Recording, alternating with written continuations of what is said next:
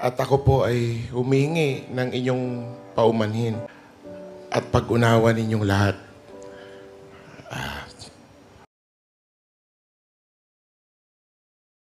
Wally Bayola. Nag-sorry sa ginawang pagmumura sa EAT. Humingi ng tawad ang TV host comedian na si Wally Bayola.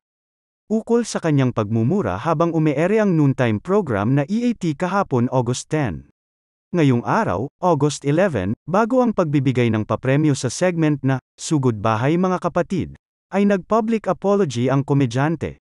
In-open muna ni Jose Manalo, ang co-host ni Wally sa naturang segment, ang kontrobersyang kinakaharap ng kaibigan.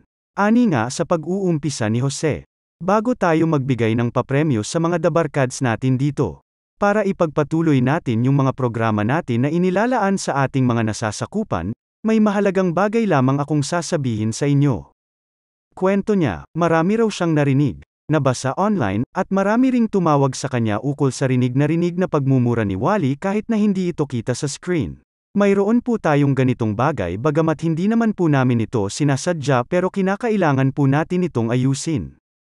Kaya naman nandito po kami ngayon para ituwid po natin yung nagawang hindi nagustuhan o narinig ng bawat isa sa atin.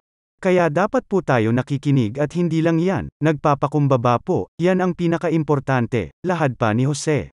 Dito na nga nagsalita si Wally upang i-address ang issue ng kanyang ginawang pagmumura. Ako po ay may nabitawang salita na hindi ko po dapat sinasabi. Nagkamali po ako doon. Ako po ay humihingi ng inyong paumanhin at pag-unawa ninyong lahat. Pasensya na po sa lahat, saad ni Wally. Nangako naman si Jose sa mga viewers na hindi na mauulit ang mga nangyari. Nagpasalamat naman si Bossing Vic kina Wally at Jose sa ginawang paghingi ng dispensa ng mga ito sa publiko. Ani naman ni Vic Soto. Ang mahalaga kapag alam nating nagkamali, dapat itinatama natin. Ganoon lang. Ngunit sa kabila ng public apology ni Wally ay naglabas pa rin ng pahayag ang MTRCB at ipinatatawag ang EAT sa kanilang opisina sa darating na Lunes, August 14.